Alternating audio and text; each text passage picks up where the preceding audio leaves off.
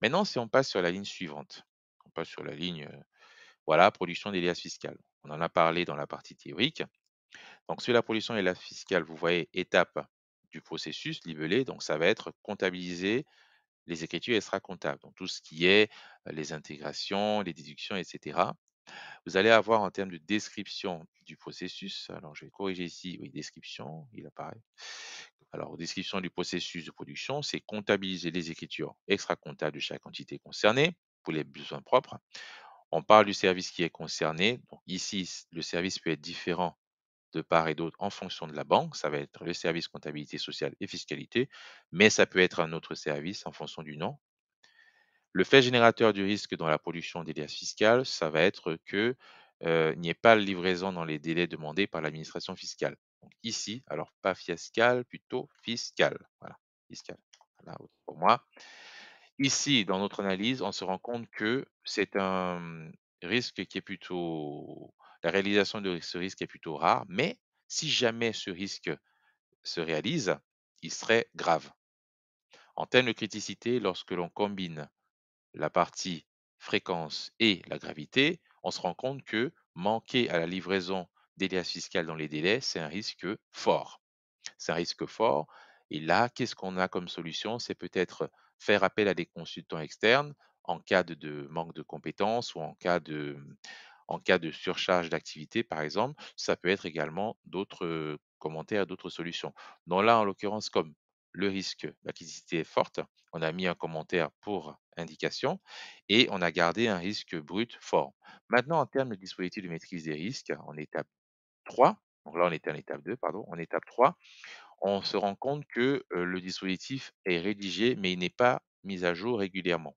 Donc, les contrôles qui sont mis en place, il y en a. Donc, contrôle niveau 1, vous pouvez regarder les différents niveaux de contrôle dans la vidéo appropriée où je parle des différents niveaux de contrôle dans les banques. Ici, les contrôles qui existent, ce sont les contrôles de cohérence des données entre X et les déclarations fiscales et également des contrôles de réalisation des flux testés et approuvés par les impôts lors du dernier contrôle fiscal. Voilà, ça, c'est les contrôles, les historiques, c'est le descriptif. En termes de réalisation et formalisation, on se rend compte que les contrôles sont réalisés et insuffisamment formalisés, même si ils sont appropriés, mais le niveau de maîtrise des risques doit être amélioré. Voilà. Pourquoi est-ce qu'il doit être amélioré? Il doit être amélioré essentiellement parce que la combinaison de l'ensemble ici indique une cotation orange. Donc, lorsque l'on prend le processus de production des liasses fiscales, l'analyse des risques montre que le risque est fort, le dispositif de maîtrise des risques est amélioré et le risque résiduel en synthèse globale, on se rend compte que le risque est fort. Ce qui va donner lieu à un plan d'action. Alors ici, on peut mettre en place des contrôles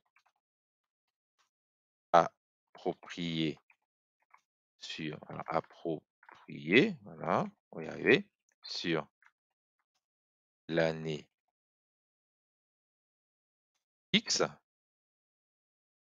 dans le plan de contrôle, voilà, par exemple. Responsable mise en œuvre, chef de service de l'unité X, voilà. Et ici, date de réalisation, par exemple, 31 décembre 2000 XX. Alors, information très importante, c'est que lorsque on donne une date prévisionnelle de réalisation, il faut bien sûr que ce soit discuté entre les contrôleurs internes et le responsable opérationnel afin qu'ils se mettent d'accord et qu'ils calent une date appropriée pour les uns et les autres. L'objectif, ce n'est pas de prendre cette cartographie et de l'imposer, c'est une discussion et en fonction des compétences, des surcharges de travail et des priorités, il faut que des échéances soient fixées. Voilà, donc en résumé, dans cette cartographie, vous voyez qu'elle ressemble plus ou moins, alors non pas plus ou moins, mais c'est un tableau de bord. Elle peut comporter des milliers et des milliers de lignes. Ici, on est resté à 2 lignes pour simplifier. Donc, un volet analyse des processus. Voilà, nous en avons gardé 2. Un volet analyse des risques. Ici, on a constaté qu'il y a un risque significatif sur la pollution des comptes sociaux, la pollution est fort sur la pollution et la fiscale. Le processus de maîtrise des risques qui est efficace pour l'un et amélioré.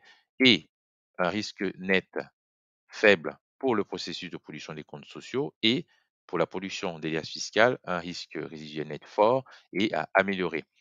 Alors ici, un point très important que j'ai oublié de mentionner, c'est que, hem, il faut quand même, pour réaliser ce tableau, maîtriser un minimum le tableur. Voilà, et c'est la solution par défaut.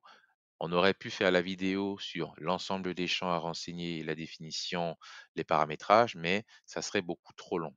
Voilà. Voilà ce qu'il en est pour, une description d'une cartographie des risques comptables d'un point de vue pratique. J'espère que cette vidéo vous a aidé. Si jamais vous voulez en savoir un petit peu plus sur une cartographie beaucoup plus complète, que vous voulez apprendre comment monter une cartographie des risques comptables, des risques opérationnels, que vous souhaitez une formation, un accompagnement ou d'autres questions du genre, n'hésitez pas à me contacter afin que nous échangions davantage. Merci de m'avoir suivi et je vous dis à très bientôt.